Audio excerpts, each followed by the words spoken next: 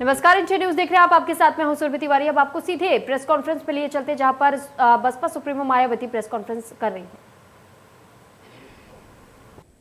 Media बंधुओं, वैसे आप लोगों को ये विदित है कि पिछले महीने 9 अक्टूबर को मान्यवर श्री कांशीराम जी की पुण्यतिथि थी और इस मौके पर मैंने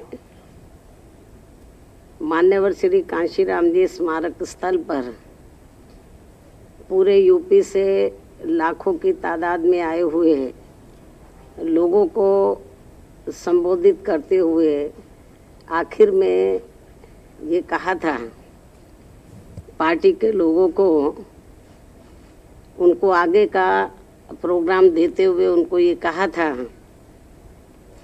कि यहाँ से जाने के बाद तो 21 अक्टूबर से तो आप लोगों को यूपी में 403 विधानसभा की सीटें हैं।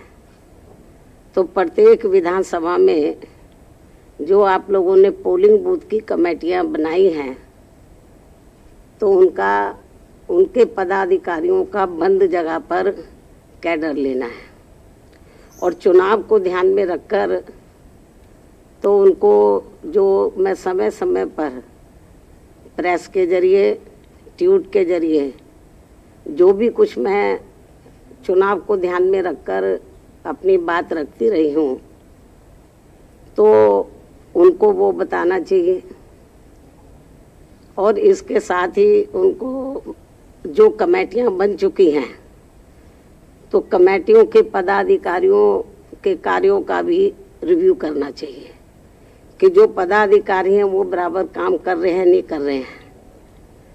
तो अच्छी बात यह है कि 21 अक्टूबर से आप लोग पूरे प्रदेश में यानी कि 75 जिलों में जितनी विधानसभा की सीटें सब में आप लोग पूरे जी जान से मेरे गाइडलाइंस के मुताबिक आप लोग काम में लग गए।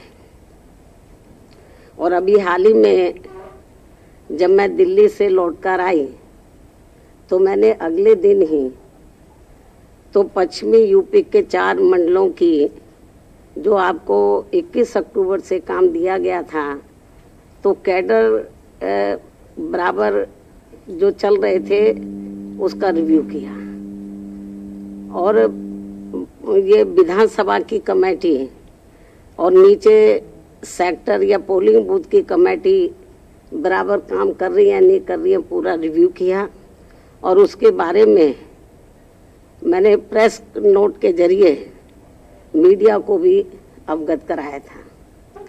और इसी क्रम में तो उत्तर प्रदेश में जितनी सुरक्षित विधानसभा की सीटें हैं कुल मिलाकर 84 एससी के लिए हैं और 2 एसटी के लिए हैं। टोटल 86 जो रिजर्व विधानसभा की सीटें हैं। तो आज मैंने इसी क्रम में तो 86 विधानसभा की जो सीटें उनके विधानसभा अध्यक्ष को आज इधर बुलाया है। और आज मैं कैडर के बारे में और कमेटी के जो सुरक्षित सीटों पे जो पदाधिकारी हैं वो बराबर क्या काम कर रहे हैं, क्या प्रगति रिपोर्ट है, तो उसका रिव्यू करने के लिए खासकर मैंने आज सुरक्षित विधानसभा के जो पार्टी के विधानसभा के अध्यक्ष हैं उनको बुलाया है। मैं मीडिया बंधुओं को ये कहना चाहती हूँ कि आज बीएसपी प्रदेश कार्यालय लखनऊ में यूपी की सभी सुरक्षित विधानसभा की सीटों के बीएसपी के केवल विधानसभा अध्यक्षों की ये अति महत्वपूर्ण व जरूरी बैठक बुलाई गई है। और इस खास बैठक में तो प्रदेश की प्रत्येक ऐसी विधानसभा की सीट पर पार्टी संगठन की सभी स्तर की कमेटियों के कार्यों की व खासकर पोलिंग बूथ की कमेटियों को जो कैडर दिए जा रहे हैं वो कैडर के कार्यों की तथा सर्व समाज में पार्टी के जनाधार को बढ़ाने की स्थिति की भी गहन समीक्षा आज की बैठक में की जाएगी। साथ ही प्रदेश की सभी सुरक्षित विधानसभा की सीटों को जिताने के लिए ठोस रणनीति तय करने पर भी विस्तार से विचार विमर्श किया जाएगा। इसके साथ साथ प्रदेश की सभी सुरक्षित विधानसभा की सीटों पर अपर कास्ट समाज में से खासकर ब्राह्मण समाज को जोड़ने के लिए पार्टी के राष्ट्रीय महासचिव व राज्यसभा सांसद श्री एस.सी. मिश्रा जी की टीम को भी अलग से विशेष ये जिम्मेवारी सौंपी गई है, जो इनके साथ बैठकर इसके लिए आज ही आगे की पूरी रूपरेखा भी तैयार करेंगे। इतना ही नहीं बल्कि ये सभी कार्य पूरी ईमानदारी व निष्ठा से पूरे करने के लिए इनको कुछ जरूरी दिशा निर्देश भी दिए जाएंगे। वैसे मुझे पार्टी के आज आए हुए सभी विधानसभा इंचार्जों व अध्यक्षों पर ये पूरा भरोसा है कि सन 2007 की तरह इस बार भी प्रदेश की सुरक्षित विधानसभा की सीटों पर पार्टी का जरूर अच्छा रिजल्ट आएगा। अब मैं मीडिया बंधुओं को ये भी अवगत कराना चाहती हूँ कि बीएसपी दूसरी पार्टियों की तरह कहने में बहुत कम बल्कि कार्य करके दिखाने में ही ज़्यादा विश्वास रखती है। इसलिए हमारी पार्टी किसी भी चुनाव में दूसरी पार्टियों की तरह अपना कोई भी चुनावी घोषणा पत्र आदि जारी नहीं करती है और इसके बिना ही यूपी में 4 बार बीएसपी के नेतृत्व में बनी सरकार ने प्रदेश के विकास व आम जनहित में असंख्य ऐतिहासिक व महत्वपूर्ण कार्य किए हैं, जिन्हें इस चुनाव में प्रदेश की जनता को याद दिलाने के लिए एक फोल्डर भी तैयार किया गया है, जो पार्टी द्वारा जन जन तक पहुंचाया जाएगा। साथ ही उन्हें ये भी आश्वस्त किया जाएगा कि इस बार विधानसभा आम चुनाव में बीएसपी की सरकार बनने पर फिर से आगे भी ऐसे ही सर्वजन हिताय व सर्वजन सुखाय के कार्य किए जाएंगे। और फोल्डर जो तैयार किया है तो वो ये है, आपको भी दे दिया जाएगा, मीडिया को भी।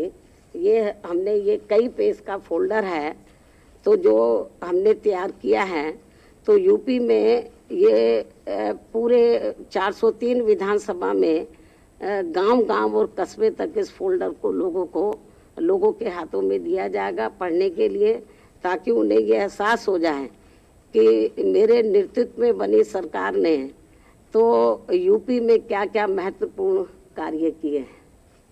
क्योंकि जब सपा इधर पावर में थी, अब बीजेपी है, तो मेरे ही कार्यों को वो इधर उधर उसके शेप बदल के वो अपने कार्य दर्शाते रहे हैं। जबकि जो मैंने कार्य किए हैं तो मेरे ख्याल आज तक आज़ादी के बाद लंबे अरसे तक इधर कांग्रेस पार्टी पावर में रही, उसने भी नहीं किए, अन्य किसी पार्टी ने भी इतने कार्य नहीं किए हैं इतने कम समय में, और मौजूदा वर्तमान भाजपा सरकार ने भी इतने कार्य नहीं किए हैं। और इस फोल्डर में कोई विस्तार से जानकारी नहीं दी गई है, बल्कि जो मुख्य महत्वपूर्ण कार्य हैं उनका वर्णन किया गया है, तो ताकि ये जन जन तक ये मालूम हो जाए कि बीएसपी दूसरी पार्टियों की तरह कोई घोषणा पत्र आदि जारी नहीं करती है, कहने में कम कार्य करके दिखाने में ज़्यादा विश्वास रखती है। और ये हमने अपनी 4 बार की हुकूमत में ये सब करके दिखाया है। तो ये फोल्डर आज जारी किया जा रहा है, पूरे प्रदेश में ये फोल्डर जाएगा और लोगों को मालूम हो जाएगा कि हमने क्या कार्य किए, और आगे हमारी सरकार बनती है तो इसी पैटर्न पर फिर से कार्य किए जाएंगे। तो प्रदेश का भी डेवलपमेंट किया जाएगा और जनहित का भी, और जो विभिन्न क्षेत्र में जो लोग काम में लगे हैं, चाहे गरीब है, मजदूर हैं, छोटा व्यापारी है, कर्मचारी है, वकील है, तो या हमारी छात्र हैं, महिलाएं हैं, बुजुर्ग हैं, सबके हितों में कार्य किया जाएगा, जैसे हमने पहले किया था। और ये सब वैसे तो आप लोगों को मालूम है, मीडिया भी मालूम है, लेकिन मीडिया दर्शाता नहीं है। आपकी भी अपनी मजबूरी है, कितना दिखाना है बीएसपी को मैं समझ सकती हूँ, तो आपकी भी अपनी मजबूरी है, लेकिन हमारी भी अपनी मजबूरी है। जब हमें लगा कि आप लोग हमारे कार्यों को बराबर दर्शा नहीं रहे हैं, तो फिर हमें ये मजबूर होकर ये फोल्डर तैयार करना पड़ा है जो जन जन तक ये जाएगा। तो और इसके अलावा मीडिया बंधुओं को इन सब मामलों में विस्तार से जानकारी अलग से प्रेस नोट के जरिए भी दे दी जाएगी। धन्यवाद।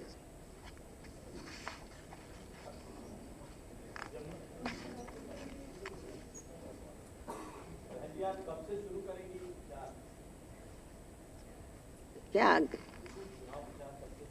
ये चुनाव प्रचार नहीं है तो क्या है? 9 अक्टूबर को लाखों की संख्या में लोग आए थे, वो चुनाव प्रचार नहीं था। इससे पहले 7 सितंबर को पूरे प्रदेश से ब्राह्मण समाज के लोग आए, क्या वो चुनाव प्रचार नहीं था? और ये जो आज मीटिंग बुलाई गई है, तो ये भी तो चुनाव प्रचार का ही एक पहलू है।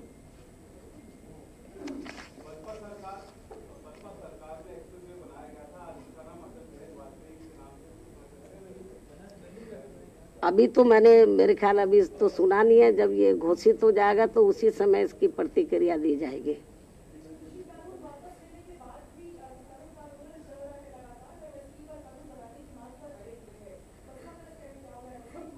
देखो, मैंने 2-3 दिन लगातार इसको लेके ट्वीट किए हैं, तो 3 कृषि कानून तो सेंट्रल गवर्नमेंट ने वापस ले लिए, लेकिन इनकी और भी कुछ जायज मांगे हैं।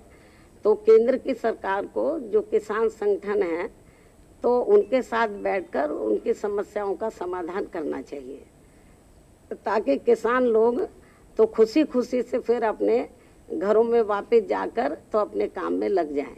केंद्र सरकार से मेरी अपील है, अब इस मामले को ज़्यादा लटकाना नहीं चाहिए। जो भी उनकी जायज मांगे उनको एक एक करके उसको दूर करना चाहिए। ठीक है भाई। अच्छा,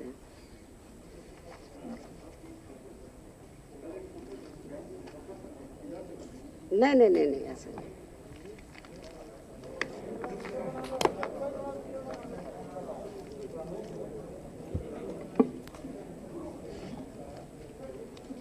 एक